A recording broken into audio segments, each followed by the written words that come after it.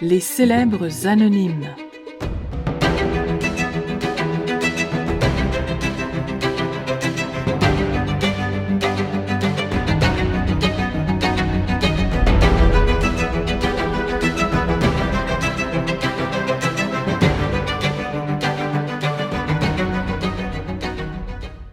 Les Donaldas. Maud Élisabeth Abbott était une Donalda. Peut-être que vous avez entendu l'expression dans l'émission « Les histoires des pays d'en haut », parce qu'elles ont été mentionnées. Alors, qu'est-ce que c'est les Donaldas?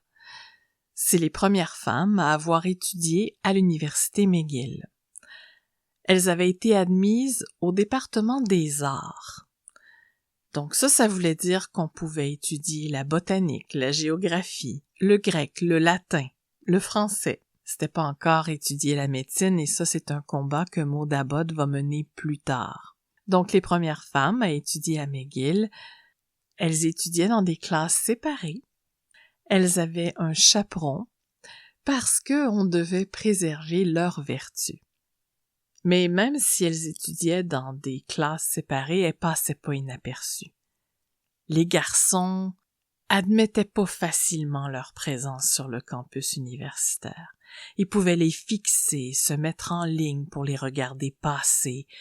Ils pouvaient chanter des chansons comme Hop Along, Sister Mary ou She Walks Abroad, a Dandy with the Buttons Off Her Boots. C'était des chansons qui chantaient aux femmes en les narguant. C'était pas pour s'amuser avec elles, c'était pour rire d'elles.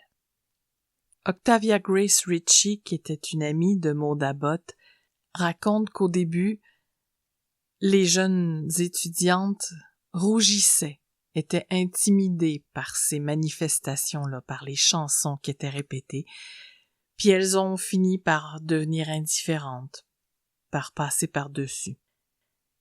Margaret Gillett a écrit un livre sur l'histoire des femmes à McGill, et ça s'appelle « We walked very warily ». Ça veut dire que les femmes se promenaient droites, en étant très conscientes des regards autour d'elles et qu'elles n'avaient pas le droit de faire des faux pas. D'ailleurs, les femmes qui étaient admises en art à McGill étaient très intelligentes, elles avaient été sélectionnées et elles remportaient des médailles, des prix, elles avaient d'excellents résultats. Particulièrement Maud Abbott, qui va s'avérer être une élève brillante. Donc le parcours ne sera pas facile. Ça l'est jamais pour les pionnières. Mais pourquoi est-ce qu'on les appelait Donaldas? Eh bien, ça vient de Donald Smith. Laissez-moi donc vous parler de Donald Alexander Smith, premier baron Strathcona et Mount Royal. Je vous lis ici un extrait de l'Encyclopédie canadienne qu'on retrouve en ligne. Donald Alexander Smith, premier baron Strathcona et Mount Royal, marchand de fourrure, financier des chemins de fer, diplomate, né le 6 août 1820 à Forres en Écosse, décédé le 21 janvier 1914 à Londres en Angleterre. Donald Alexander Smith était un homme d'affaires, un politicien, un diplomate et un philanthrope de premier plan du 19e siècle et du début du 20e siècle. Il a été gouverneur de la Compagnie de la baie d'Hudson, président de la Banque de Montréal et haut-commissaire pour le Canada au Royaume-Uni. Donald Alexander Smith a également joué un rôle important dans le développement du chemin de fer canadien-pacifique, de l'hôpital Royal Victoria à Montréal et du Royal Victoria College pour femmes de l'université McGill. On y reviendra. Fils d'un ouvrier de métier, Donald Alexander Smith se joint à la Compagnie de la baie d'Hudson en 1838 et il gravit les échelons d'apprenti commis jusqu'à devenir commissaire en chef en 1871. En 1883, il est directeur de la compagnie et, grâce à des investissements judicieux, il en est également l'actionnaire le plus important. En 1889, il est nommé gouverneur ou président-directeur général de la compagnie. Le public prend connaissance de Donald Alexander Smith pour la première fois en 1869 lorsqu'il est envoyé à Fort Garry pour aider à régler les conditions de l'union entre le gouvernement provisoire de Louis Riel et le Canada. La mission est couronnée de succès et Donald Alexander Smith entame une carrière politique représentant la circonscription de Winnipeg-Saint John à l'Assemblée législative du Manitoba de 1870 à 1874 et de la circonscription de Selkirk à la Chambre des communes. Donald Alexander Smith est un partisan enthousiaste du chemin de fer du Canadien Pacifique et son soutien financier est essentiel à son progrès. Il est l'un des principaux actionnaires et en 1887, il est président de la Banque de Montréal qui est étroitement associée au CP. Donald Alexander Smith devient un personnage important dans les affaires publiques britanniques et il est porte-parole à Londres des colonies autonomes. Donald Alexander Smith se voit conférer la pairie en 1897 et il est chancelier de l'Université McGill où il fonde le Royal Victoria College pour femmes en 1896.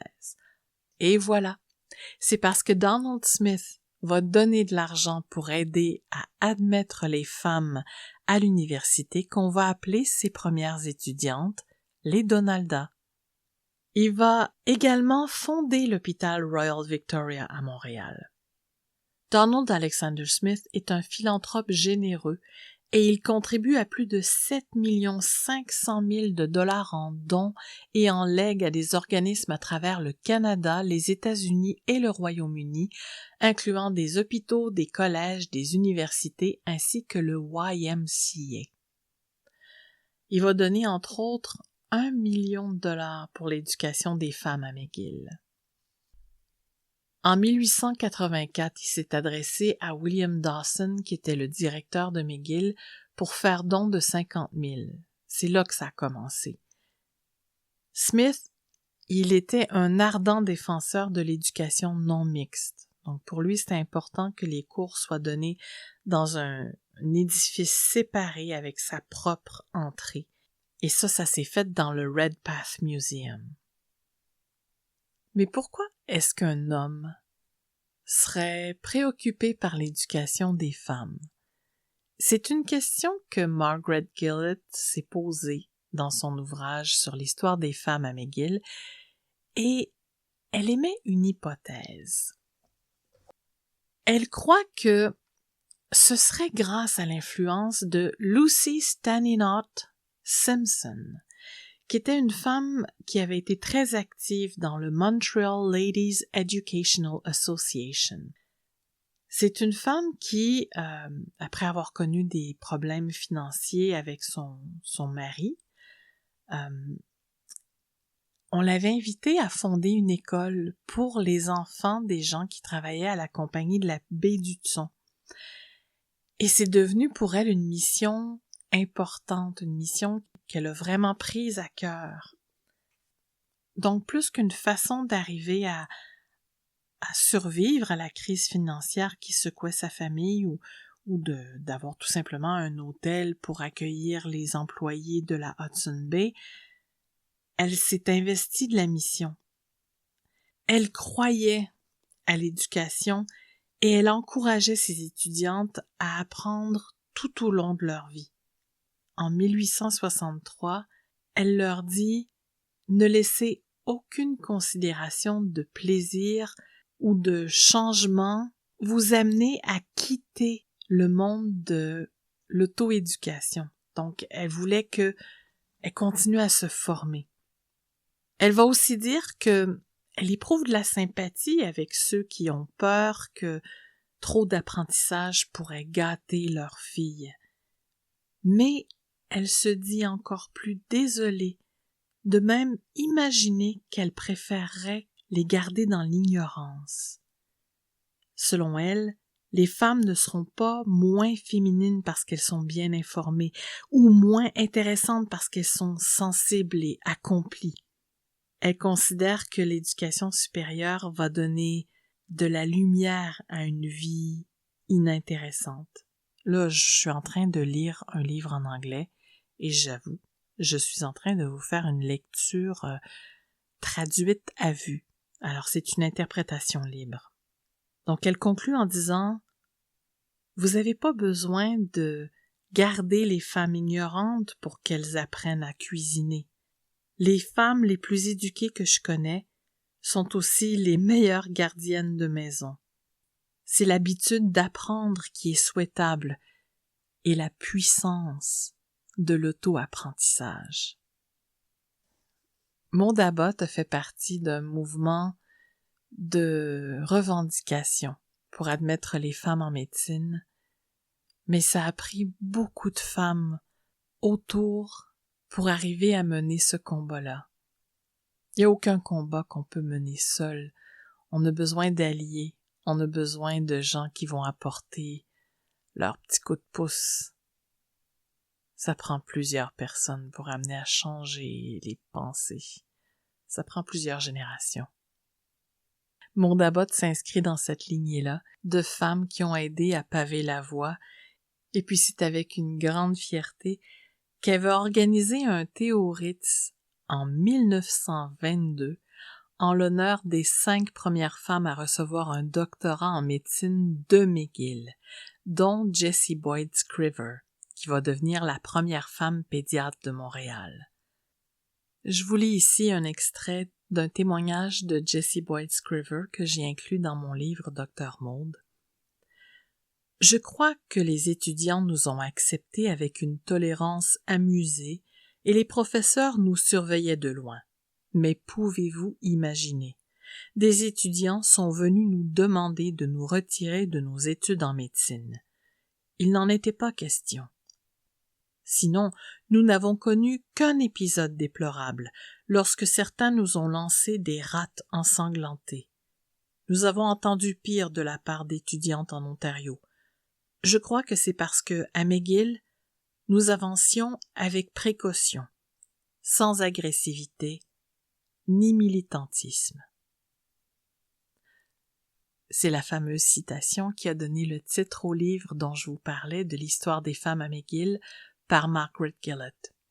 Des femmes pour témoigner, des femmes qui ont aidé d'autres femmes à étudier, et un homme qui, fort de son passage dans la baie d'Hudson, la compagnie de la baie d'Hudson et la compagnie de chemin de fer du Canadien Pacifique, a pu faire beaucoup d'argent pour ensuite en partager et permettre aux femmes d'aller étudier.